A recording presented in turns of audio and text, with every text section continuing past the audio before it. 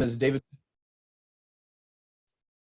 My name is David FitzGerald, and along with Claire Adida, I co-direct the center. Today we'll be discussing national security, epidemics, and U.S. immigration policy, a paper written by Professor Robbie Totten several years ago, and now he's coming back to update that theme in light of the pandemic. Before we get started with Robbie's presentation, I just want to mention two forthcoming events. The first is from our visiting scholar from Baku, Rufat Efendayev, who will be speaking on migration and integration issues of Azerbaijanis in the United States. That's June 3rd at noon Pacific. And then our final e-seminar for the quarter is from Dr. Tala Al-Rusan, a professor in the Department of Medicine here at UCSD, and she'll be talking about a global response to the COVID epidemic and a public health perspective on maintaining a focus on refugee issues. That'll be June 8th at noon. You can find details about both of these presentations on the CCIS website. But today we are here for Professor Robbie Totten. He is an associate professor at the American Jewish University in LA. He's also a former visiting scholar at CCIS. He was a visiting scholar when he was finishing his dissertation in political science at UCLA. He's published widely on US immigration policy, and what's really interesting about his work is that he combines the perspective of a political scientist and an historian. I don't know if he calls himself an historian, but he has a very deep historical sensibility, and that's a very powerful combination. And obviously his historical work is of extreme relevance today, and he really has a fresh perspective that we're looking forward to hearing about. So please hold your, well, you can ask your questions during the chat function at any time, but I'll just summarize those questions for Robbie after a presentation of about 30 minutes, and then we'll have a Q&A. So if you have questions for him, feel free to send them to me using the chat function, and we'll hear Robbie's response at the end. So without further ado, I'd like to turn the program over to Robbie. Welcome back to CCIS. Thank you, David, and thank you for the kind introduction. I'm going to be revisiting today a paper that I wrote while I was a CCIS fellow in 2011 and 12, hence the topic, revisiting national security, epidemics, and U.S. immigration policy during a pandemic. This, of course, is a photo of the coronavirus, which is very small, but is having a large impact on how we think about immigration. In my presentation today, I'm going to start by talking a little bit about my paper and why I wrote it. Then I'm going to go through what my paper discussed, which was it goes over epidemics in history and how those have affected civilizations and nations. I'll talk a bit about security threats of epidemics to states and international stability. I'll then go into the policies that I found America passed over the past 300 years in general to respond to epidemics. And then I'll talk about its relevance to coronavirus today, what my findings are in the travel and migration management tools that have arisen in the past few months. So here's a photo of the paper I wrote in 2012. I'm going to talk a little bit now about why I wrote this. At the time, it wasn't getting a lot of attention, at least I didn't feel it was.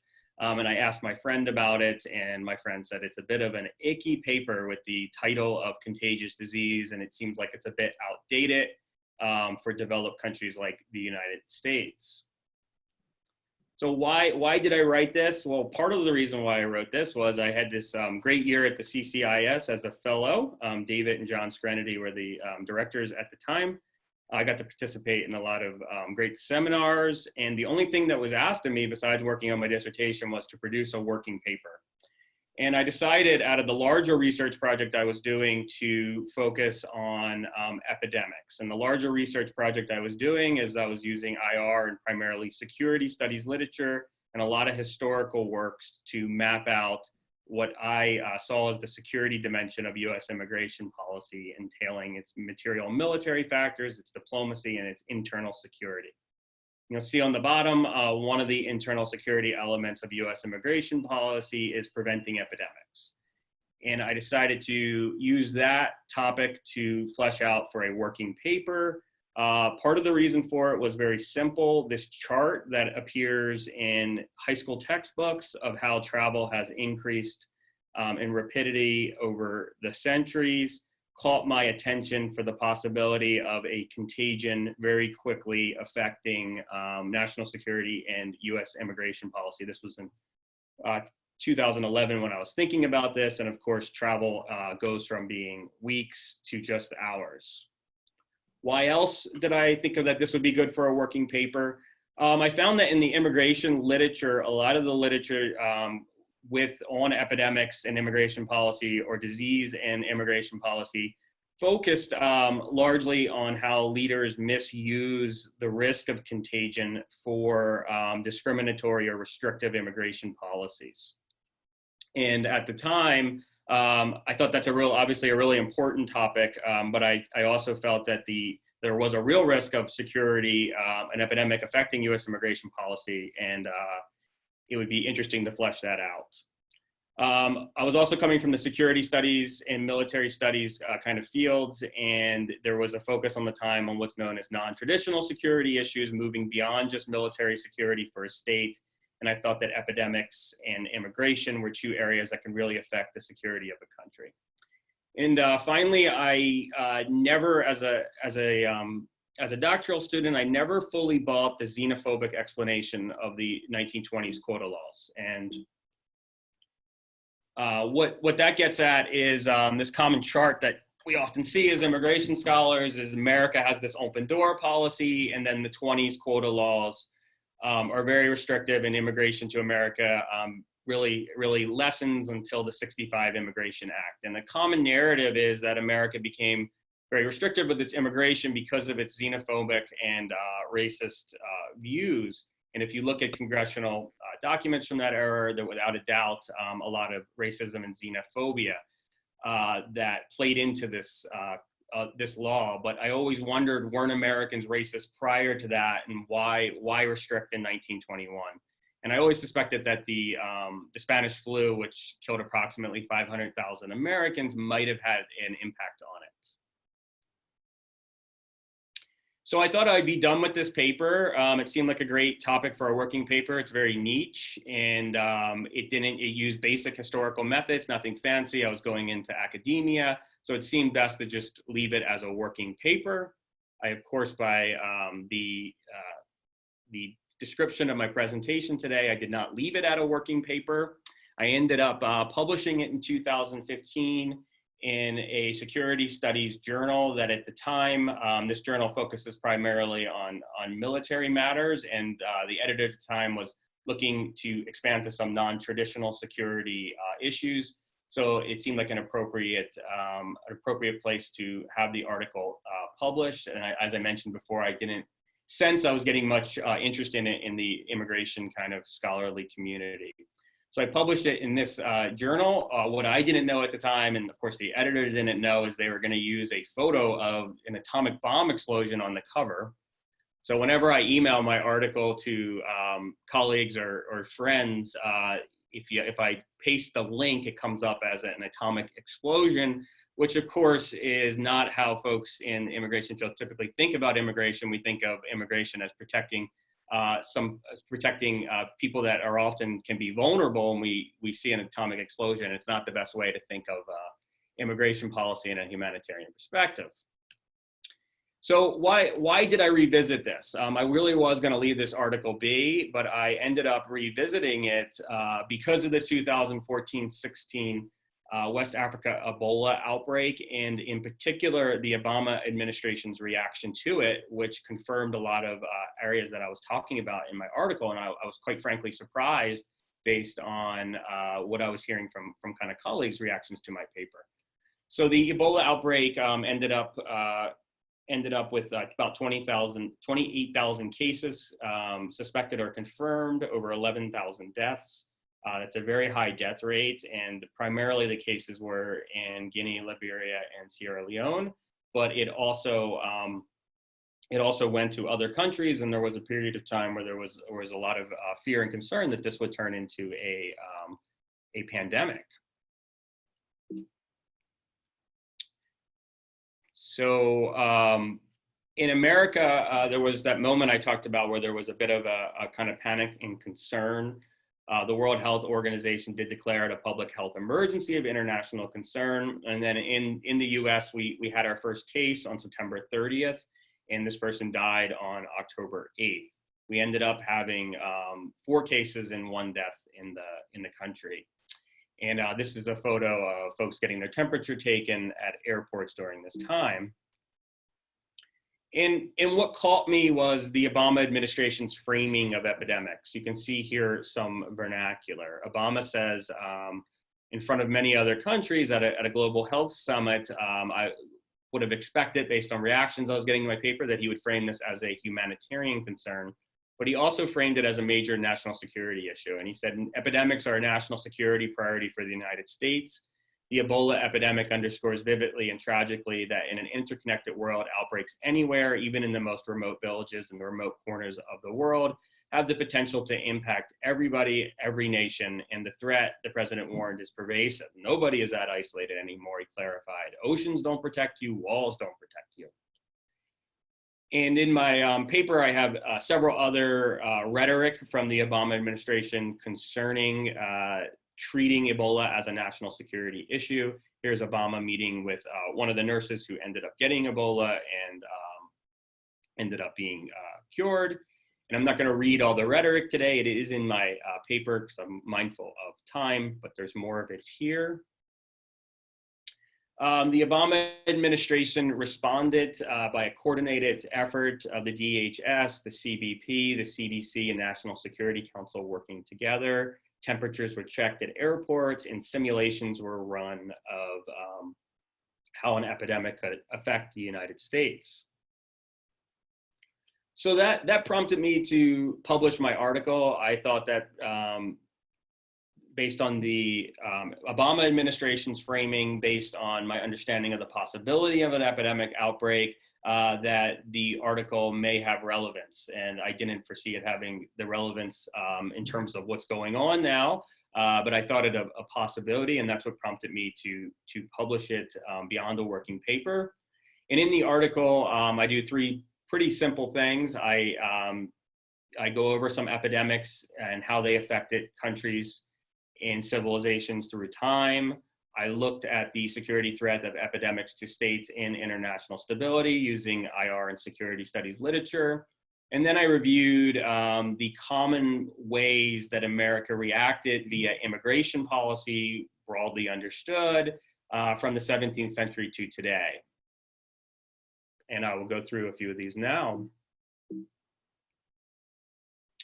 I did a simple historical analysis. I used, as I mentioned, I used the security studies and IR works to specify the risks of epidemics for national security and international stability. The sources I use are all in my paper. It's convenient to be presenting on a paper because it has all the citations and sources for anyone who's interested in looking at them.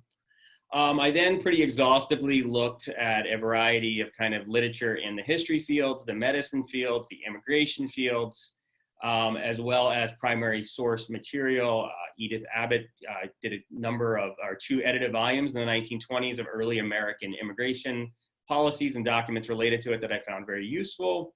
And I use those to discern what are the common reactions, policy reactions of the United States. So I'll start with talking a little bit about some epidemics and how they've affected civilizations. These are all generally outlined when you go to epidemics and how they affect states, the literature, the historical literature in the area. For example, Thucydides talks about the plague of Athens and how it reduced the Athenian population by about 1/4. And he reports that that contributed to the relative ease with which, not the relative ease, but the loss of Athens in the Peloponnesian War. The bubonic plague is often pointed to as a potential cause of the collapse of the feudal system.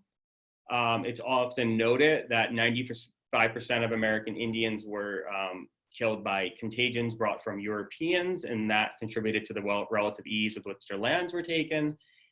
People point to the Spanish flu being the final kind of nail in the coffin of German resolve in World War I, and that even in World War II, after antibiotics in many battlefields, disease was the primary killer.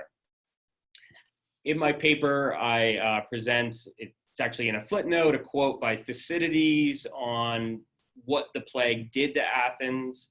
I'm not going to read it right now because I want to make sure I get to everything in my presentation, but it's a very stark and dire kind of description of what a plague can do to a civilization. And while we're not experiencing that, it shows the kind of exaggerated way in which an epidemic can affect a society.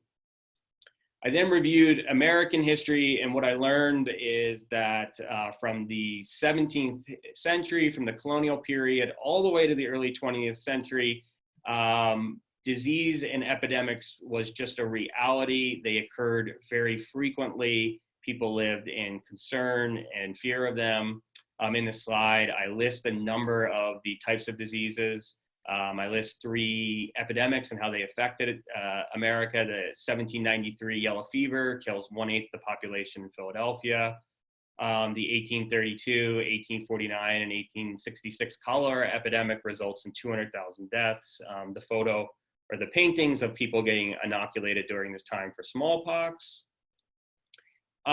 In terms of the 20th century, what we see is in the early 20th century, epidemics remain a major threat for the United States. We have typhoid, which is killing an estimated 1 million people from 1880 to 1920.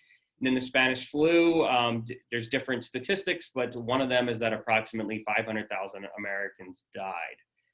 If anybody is curious about where I'm getting these numbers, again, you can go to my paper. I have it all cited where I pulled these numbers from, because I know there's sometimes discrepancy on how people report them.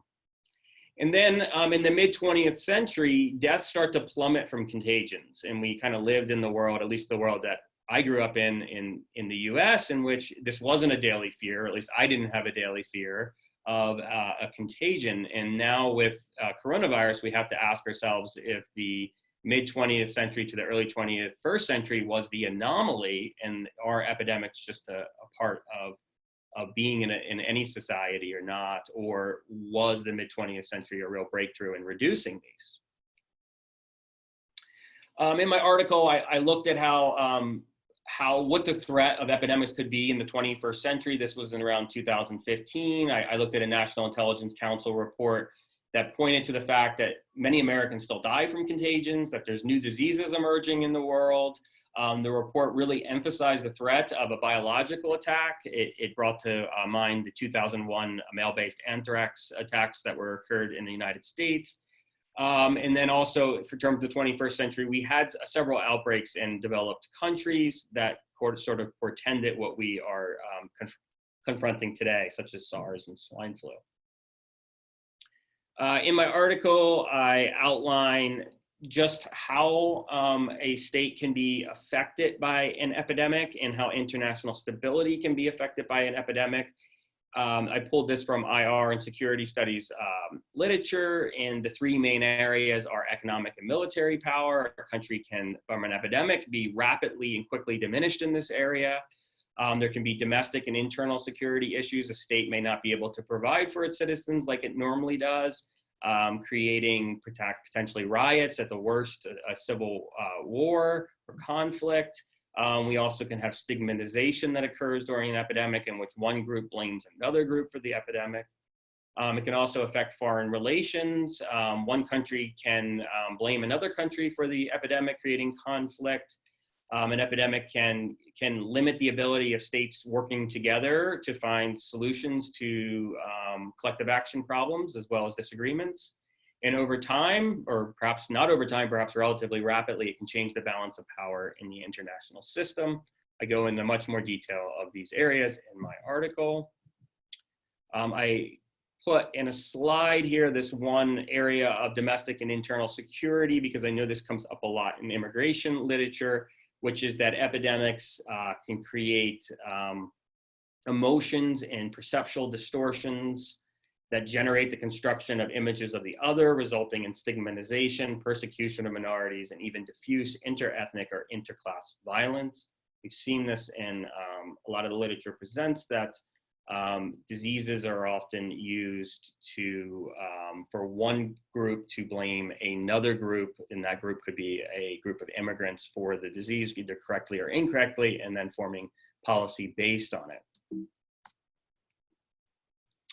Okay, in my article, I then reviewed the common policies over 300 years that America does to respond to epidemics. And these aren't surprising, but these are the common methods, and they've been the common methods for 300 years. And it looks as if today we are using very similar methods, which is one, restricting entrance to foreigners perceived as carrying disease, and two, the isolation and quarantine of immigrants arriving on American shores that potentially or perceived to potentially have a contagion or being a carrier.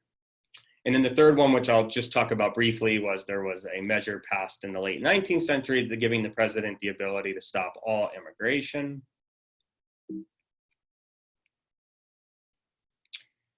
So in terms of restricting entrance, I discovered in the colonial era and in the 19th century through early 20th century, there is a lot of laws passed by the colonies and then the states to restrict immigrants perceived as carrying contagions. During the 19th century, of course, the federal government, not until the end of the 19th century, was not heavily involved with the regulation of immigration, so this fell on the colonies and the states. And then we can just see from the titles of two of these acts here how colonies were thinking about this. They always use very kind of elaborate language. The 1756 Massachusetts Bay Colony, an act to prevent charges arising by sick, lame, or otherwise infirm persons not belonging to this province being landed and left within the same.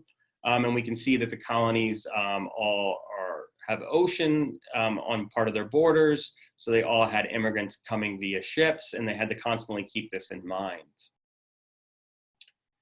Some of the policies used to restrict immigrants perceived as carrying diseases was they were screened, there was reporting and documenting of immigrants perceived to have a contagious disease.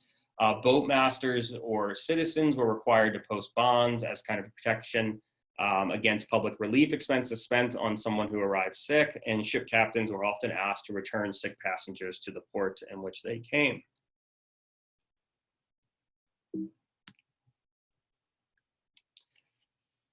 There was a Massachusetts law that permitted officials to order anyone who arrived from a place infected with smallpox or other malignant temper to depart within 2 hours or be removed. There's a New York law allowing leaders to remove travelers suspected of carrying disease. And there was Connecticut, Delaware, and Pennsylvania laws that permitting officials to disallow trade with those carrying disease. As epidemics increased or continued to be a real problem in America during the 19th century, the federal government begins to become more involved with immigration. That's one reason the federal government becomes more involved with immigration. And I discovered that it was the Immigration Act of March 3rd, 1891, which I believe was the first time we hear this language that becomes common in immigration law, which is that foreigners are not allowed to enter suffering from a loathsome or a dangerous contagious disease. Right before the Immigration Act of 1891, there were several yellow fever epidemics that might have helped contribute to the creation of this. We know from a lot of studies that this language was often used to discriminate and restrict immigrants, and that's all very true. This is just simply stating that it's a reaction to the yellow fever as a policy. And then this type of language appears in immigration laws ever since. It's in the Immigration Act of 17, 52, 65, and 90. I discovered in 2014, when I looked at current immigration law, that most immigrants are being inspected abroad and at port of entry. Foreigners found with specified diseases were not permitted entrance, like tuberculosis, and also foreigners without certain vaccinations are not permitted entrance. The other major policy that was used over the course of American history was isolation and quarantine. This is, of course, an ancient technology in the historical literature. They show examples of this from thousands of years ago. And it was very frequently used in the 17th and through the early 20th centuries, particularly when ships would often arrive with folks perceived to be carrying some type of contagious sickness.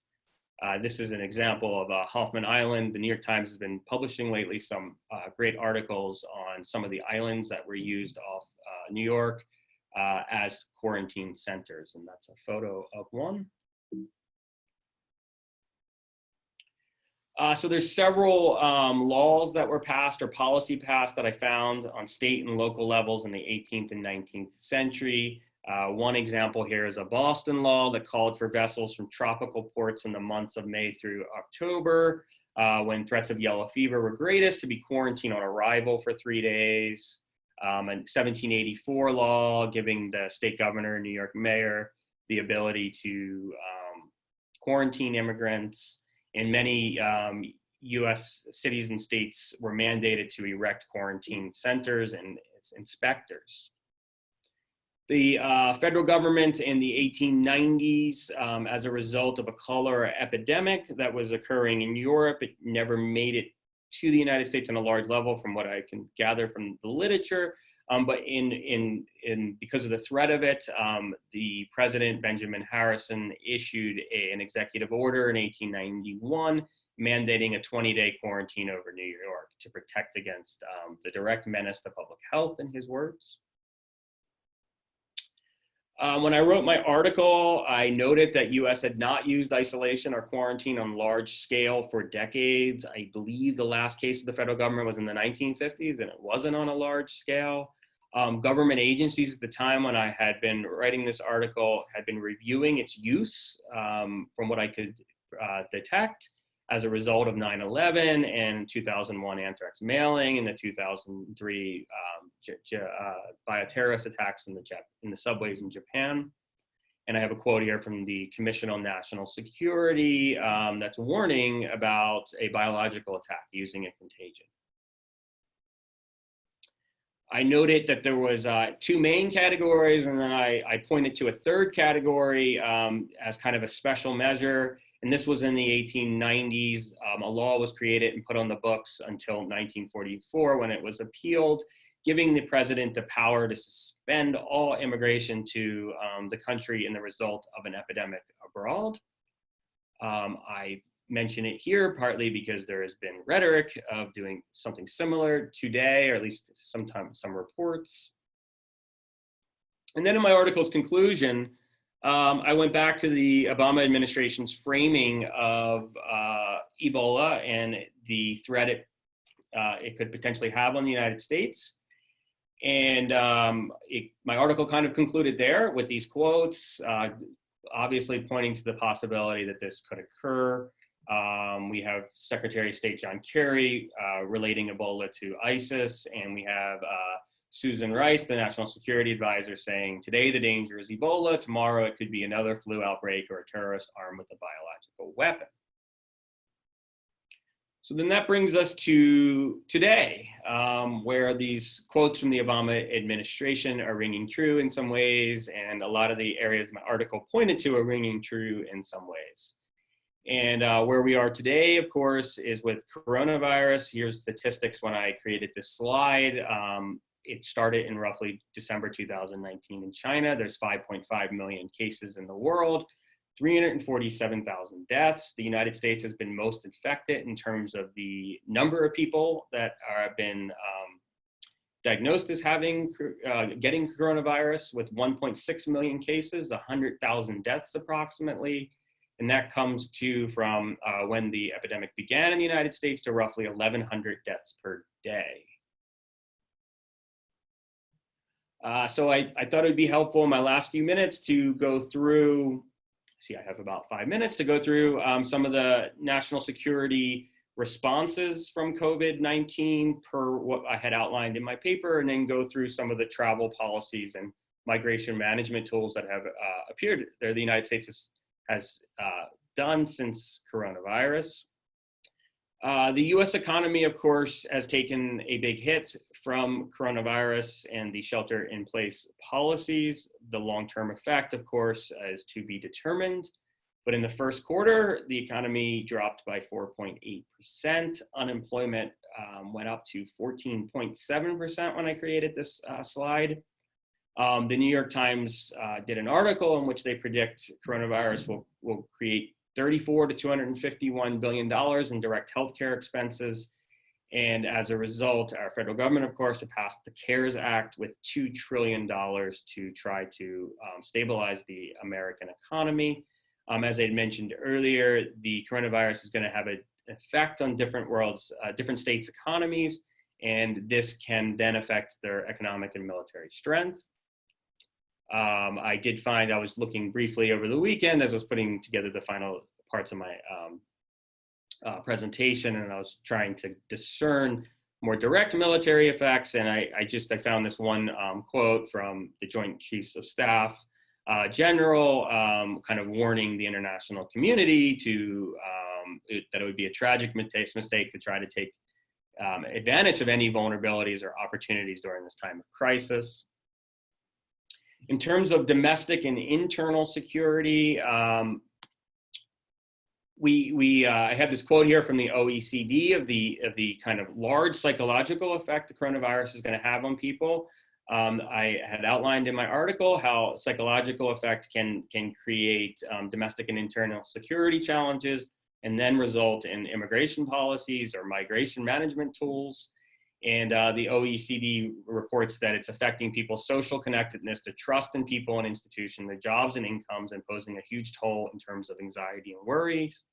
States have been forced to impose strict measures. This could cause the public to lose confidence in their governments. There's been in the news reports of xenophobic incidents as a result of coronavirus against Asian Americans.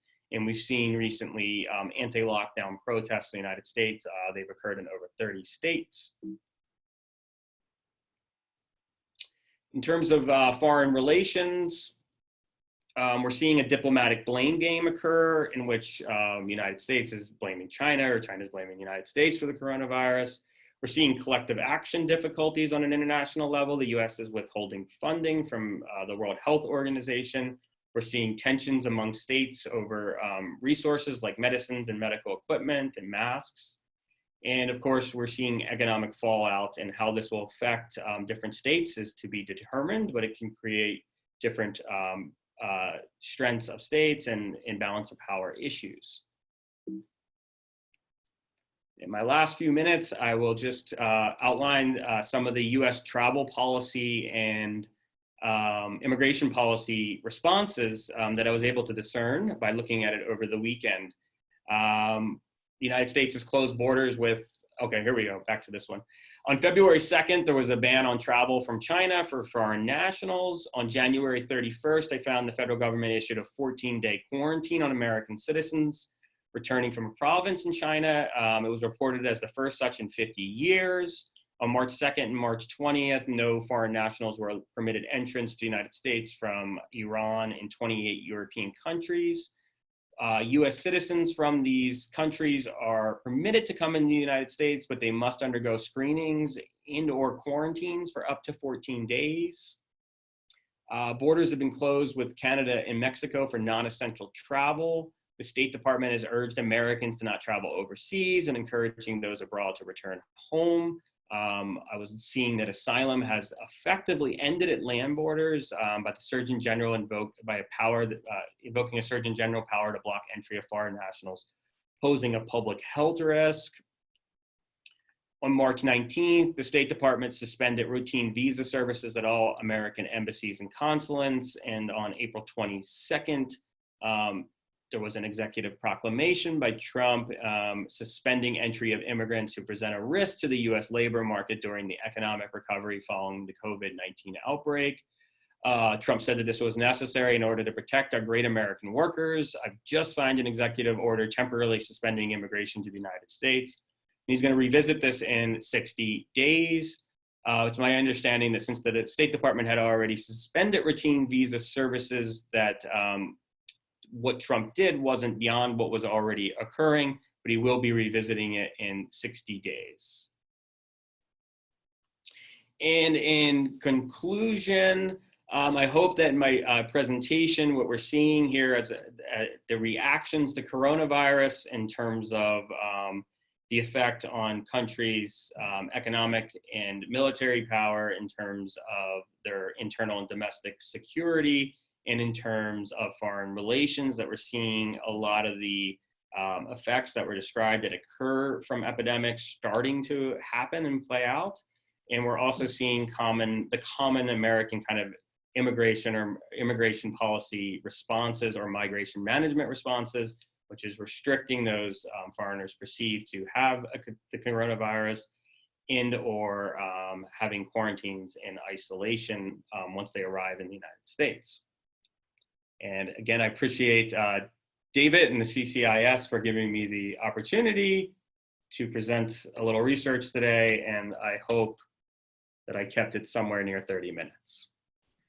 Yes, no, you are right on time. Thanks very much. And right now we will then open up questions. So if you are listening in, watching, please send me your questions via chat and I'll communicate them to Robbie while we're giving folks a chance to do that. I have a question. I was very interested in these early colonial policies, and I'm wondering if you have any sense of the extent to which they were put into practice.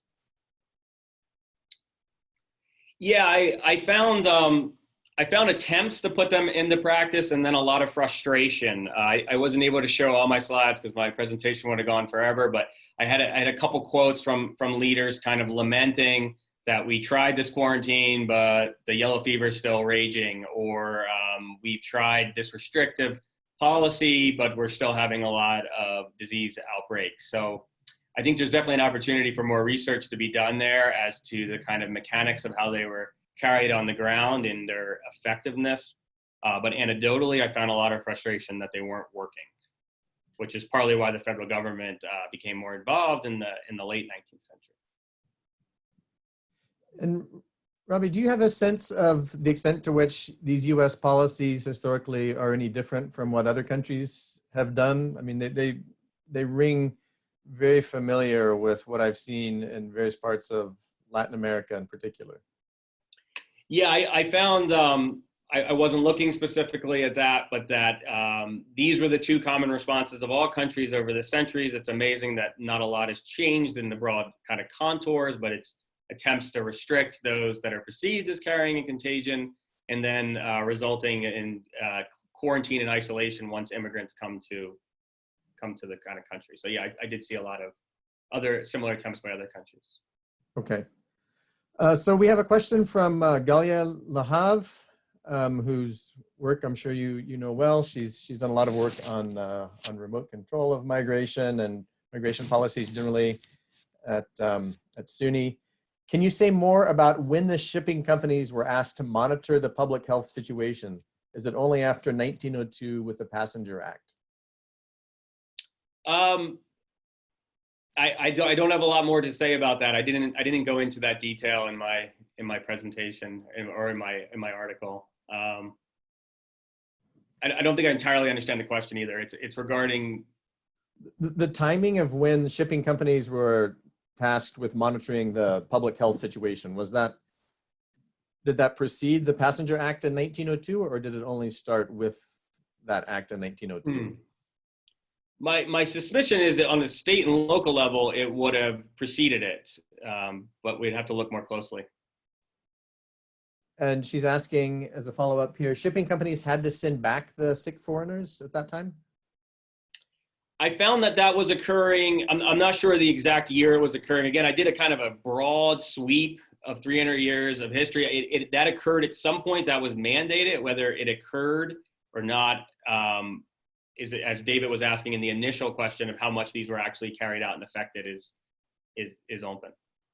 I know when the U.S. was conducting screenings at Ellis Island that they were often returning passengers with conjunctivitis to Italy, and the Italian government complained and said that it was the screening procedures at Ellis Island of using the same coat hook on thousands of people's eyes that was actually spreading infection, and they were upset that their nationals were getting sick in the U.S. Inspection station.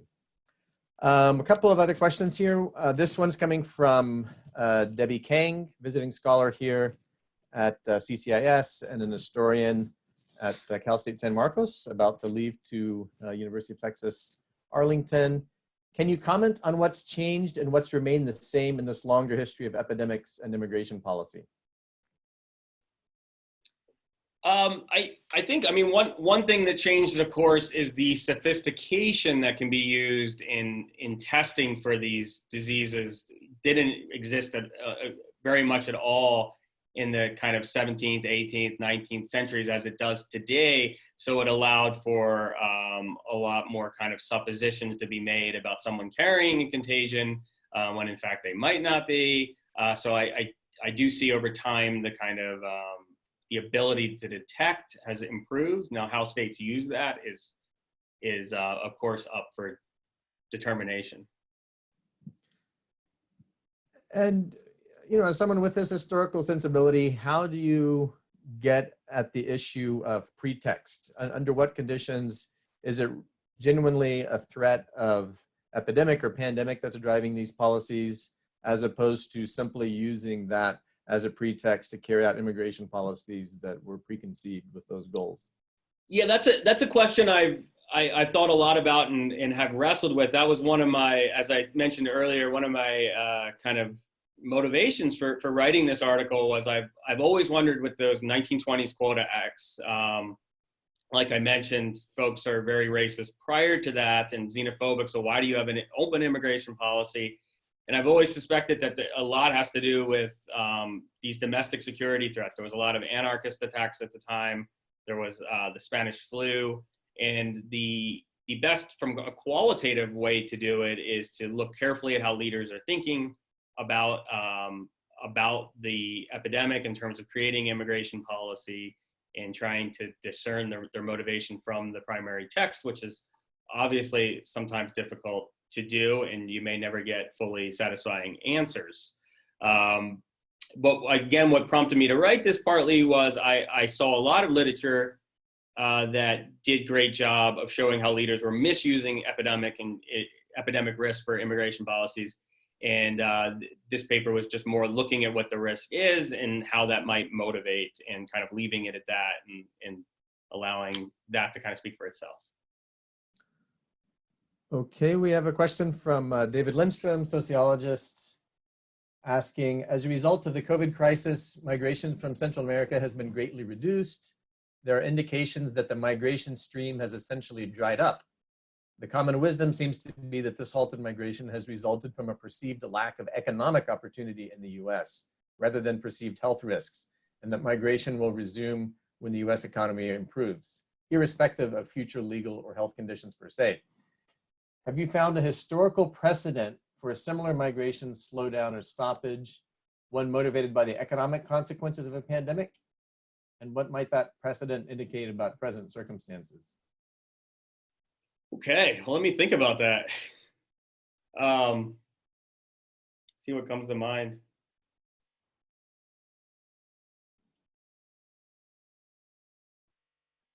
I'm going to the Spanish flu in the 1920s. I don't think it fits there, what is being described. David, does anything come to mind to you from your historical work on America with that question?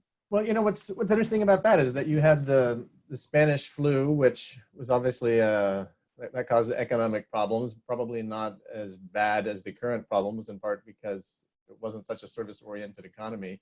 But then you had the booming 20s, that's not booming the entire period of the 20s, but overall there was a period of economic growth within the next decade after the Spanish flu.